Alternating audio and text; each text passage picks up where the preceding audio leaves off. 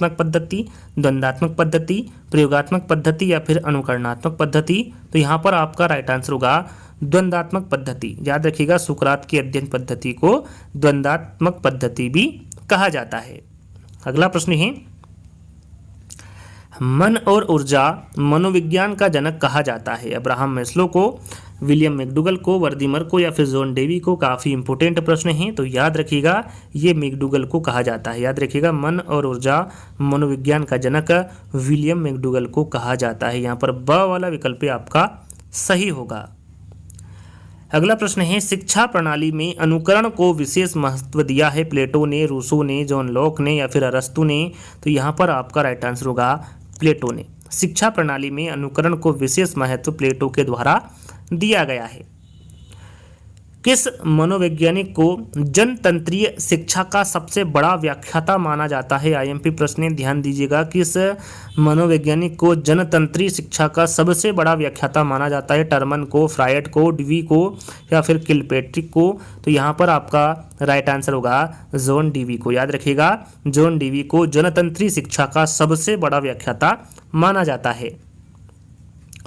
करके सीखने के सिद्धांत के पक्षधर कौन है? पावलाव है, फ्रायड है, फ्रोबेल है या फिर जॉन डीवी। यहाँ पर देखिए पक्षधर पूछा गया है कि करके सीखने के सिद्धांत के पक्षधर कौन है, तो वो कौन होंगे? जॉन डीवी होंगे। यहाँ पर फोर्थ वाला विकल्प आपका सही होगा। इंद्रियों के माध्यम से प्रशिक्षण देने वाले या फिर प्रशिक्षण देने वाली मनोवैज्ञानिक है जुंग है, स्किनर है, एंजिल है या फिर मॉन्टेसरी है। तो यहाँ पर आपका राइट आंसर होगा मारिया मॉन्टेसरी। याद रखिएगा, इंद्रियों के माध्यम से प्रशिक्षण देने वाली जो मनोवैज्ञानिक है वो मारिया मॉन्टेसरी। यहाँ पर फोर्थ वाला विकल्प आपका सही होगा।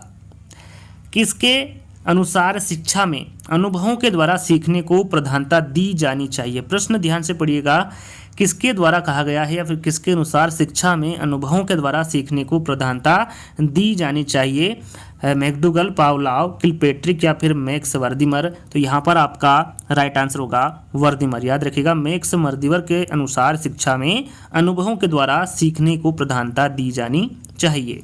शिक्षा में मनोवैज्ञानिक आंदोलन का सूत्रपात करने का श्रेय किस मनोवैज्ञानिक को जाता है? अरस्तु को, प्लेटो को, सुकरात को या फिर रूसो को। तो यहाँ पर आपका राइट आंसर होगा रूसो को। याद रखिएगा, शिक्षा में मनोवैज्ञानिक आंदोलन का सूत्रपात करने का श्रेय रूसो मनोवैज्ञानिक को जाता है। यहाँ पर द वाला विकल्प आपका सही होगा। शिक्षा मनोविज्ञान को शिक्षक निर्माण की आधारशिला माना है। किसने माना है? स्किनर ने, बीने ने, पियाजे ने या फिर वाटसन ने। तो यहाँ पर आपका राइट आंसर होगा स्किनर ने। याद रखिएगा, चार्ल्स स्किनर ने शिक्षा मनोविज्ञान को शिक्षक निर्माण की आधारशिला माना है। बुद्धिलब्धि के विचारों का जनक कहा जाता है? टर्मन को, अल्फ्रेड बीने को, थॉर्नडाइक को या फिर जॉन डेवी को। किसको जनक कहा गया है बुद्धिलब्धि के विचारों का? काफ़ी इंपॉर्टेंट है, तो याद रखिएगा ये माना है अल्फ्रेड बीने को। याद रखिएगा, इंपॉर्टेंट प्रश्न है, बुद्धिलब्धि के विचारों का जनक अल्फ्रेड बीने को कहा जाता है। किस मनोवैज्ञानिक के अनुसार सीखना उस समय अर्थपूर्ण होता है जब विद्यार्थी की रुचि कौतूहल के अनुरूप हो? महात्मा गांधी, स्किनर, पियाजे या फिर जुंग। तो यहाँ पर आपका राइट आंसर होगा जिन पियाजे के अनुसार सीखना उस समय अर्थपूर्ण होता है जब विद्यार्थी की रुचि कौतूहल के अनुरूप हो। यहाँ पर तीसरा वाला विकल्प आपका सही होगा। जेरोम ब्रूनर किस देश के निवासी थे? यहाँ पर ब्रूनर के बारे में पूछा गया है कि ये किस देश के निवासी थे? अमेरिका के, स्विट्जरलैंड के, फ्रांस के या फिर जर्मनी के। तो यहाँ पर आपका राइट आंसर होगा अमेरिका के। जेरोम ब्रूनर अमेरिका के निवासी थे, अमेरिका देश के निवासी थे जेरोम ब्रूनर। डाल्टन विधि के प्रतिपादक है फ्रोबेल है, किलपेट्रिक है, पार्कहर्ट्ज़ है या फिर इनमें से कोई नहीं। तो यहाँ पर आपका राइट आंसर होगा मिस हेलेन पार्कहर्ट्ज़। याद रखिएगा, ये डाल्टन विधि के प्रतिपादक है कौन? Miss Helen Parkhurst. यहाँ पर तीसरा वाला विकल्प आपका सही होगा। बिनेटिका विधि या फिर इकाई विधि, इसके प्रतिपादक कौन है? बिनेटिका विधि पूछे या फिर इकाई विधि पूछे, आपका आंसर क्या होगा? आपका आंसर होगा यहाँ पर वॉसबर्न। विनेटिका या फिर इकाई विधि के प्रतिपादक किसको माना गया है? वॉसबर्न को माना गया है। यहाँ पर बा वाला विकल्प आपका सही होगा।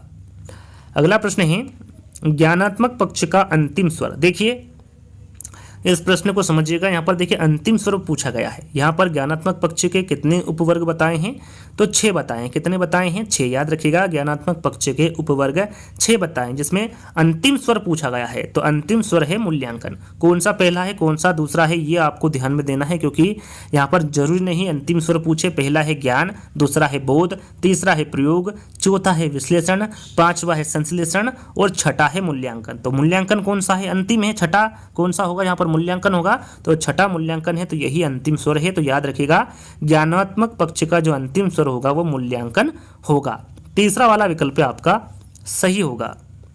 मनोविज्ञान का अतीत लंबा है परंतु इसका इतिहास छोटा है, यह कथन किसने दिया है। वुडवर्थ ने, मर्फी ने, बोरिंग ने या फिर एबिंगहॉस ने। काफ़ी इंपॉर्टेंट हैं, तो याद रखिएगा ये एबिंगहॉस द्वारा दिया गया कथन है कि मनोविज्ञान का जो अतीत है वो लंबा है परंतु इसका जो इतिहास है वो छोटा है। यह कथन एबिंगहॉस के द्वारा दिया गया है। मनोविज्ञान रिक्त स्थान का अध्ययन है, प्रत्यक्षण, सामाजिकरण, संवेदन या फिर व्यवहार। तो यहाँ पर आपका राइट आंसर होगा व्यवहार। याद रखिएगा मनोविज्ञान व्यवहार का अध्ययन है।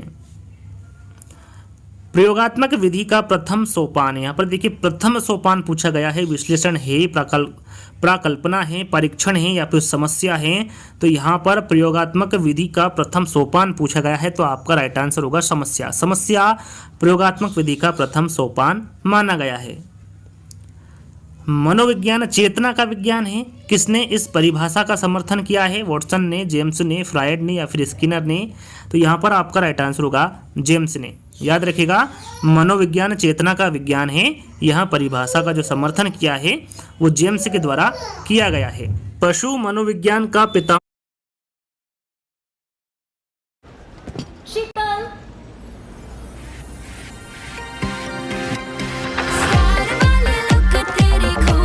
अजब है, गजब गजब है, सब कहे गजब गजब गजब गजब। शीतल हाय।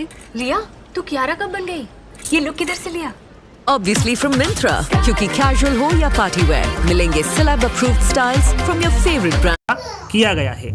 पशु मनोविज्ञान का पितामह कहा जाता है, किसको कहा जाता है, काफी इंपोर्टेंट है। पशु मनोविज्ञान का पितामह किसको कहा जाता है। वाटसन को, थॉर्नडाइक को, पावलोव को या फिर स्किनर को। तो याद रखिएगा ये थॉर्नडाइक को कहा जाता है। पशु मनोविज्ञान का पिता थॉर्नडाइक को कहा जाता है। यहाँ पर ब वाला विकल्प आपका सही होगा। अगला प्रश्न है मनोविज्ञान व्यवहार का विज्ञान है। यहाँ जो परिभाषा दी गई है किसके द्वारा दी गई है, वॉटसन के, विलियम जेम्स के, फ्रॉयड के या फिर एडलर के। तो यहाँ पर आपका राइट आंसर होगा वाटसन के। मनोविज्ञान व्यवहार का विज्ञान है, यह कथन वाटसन के द्वारा दिया गया कथन है या फिर वाटसन के द्वारा दी गई परिभाषा है।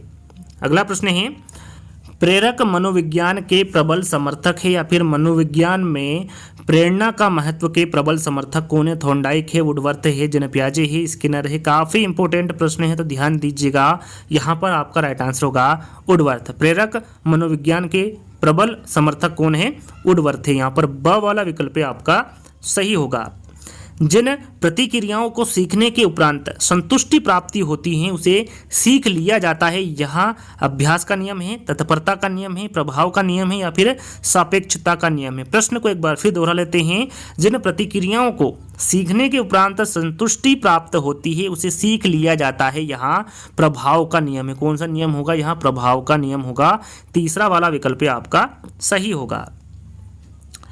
अगला प्रश्न है संकेत अधिगम के अंतर्गत सीखा जाता है। मनोविज्ञान को, वातावरण को, मनोदैहिक को या फिर पारंपरिक अनुकूलन को। संकेत अधिगम के बारे में पूछा गया है कि इसके अंतर्गत किसको सीखा जाता है। तो इसके अंतर्गत पारंपरिक अनुकूलन को सीखा जाता है। यहाँ पर फोर्थ वाला विकल्प आपका सही होगा। मानव विकास होता है, मात्रात्मक होता है, गुणात्मक होता है, एक सीमा तक अमापनीय होता है या फिर मात्रात्मक एवं गुणात्मक दोनों होता है। तो मानव विकास जो होता है दोस्तों मात्रात्मक भी होता है और गुणात्मक भी होता है। तो यहाँ पर फोर्थ वाला विकल्प आपका सही होगा। दो या दो से अधिक व्यक्तियों के मध्य तथ्यों, विचारों, मतों तथा भावनाओं का आदान प्रदान कहलाता है सहसंबंध, संप्रेषण, अंतःक्रिया या फिर प्रेषण। तो यहाँ पर आपका राइट आंसर होगा संप्रेषण। याद रखिएगा दो या दो से अधिक व्यक्तियों के मध्य तथ्यों, विचारों, मतों तथा भावनाओं का जो आदान प्रदान कहलाता है वो संप्रेषण कहलाता है। मनोविज्ञान किस प्रकार का विज्ञान है? सामाजिक विज्ञान है, शुद्ध विज्ञान है, विधायक विज्ञान है या फिर प्राकृतिक विज्ञान है? तो इसके बारे में आपको बता चुका हूं कि ये विधायक विज्ञान है। मनोविज्ञान विधायक विज्ञान है। प्राथमिक स्तर की शिक्षा आधारित होनी चाहिए सैद्धांतिक तथ्यों पर, छात्र सक्रियता पर, भाषण पर या फिर पाठ्य पुस्तक पर? तो यहाँ पर आपका राइट आंसर होगा छात्र सक्रियता पर। याद रखिएगा, प्राथमिक स्तर की शिक्षा जो आधारित होनी चाहिए वो छात्र सक्रियता पर आधारित होनी चाहिए, प्राथमिक स्तर की शिक्षा। जब बालक को परीक्षा द्वारा मापी हुई योग्य यहाँ पर आपका राइट आंसर होगा विश्वसनीयता। याद रखिएगा,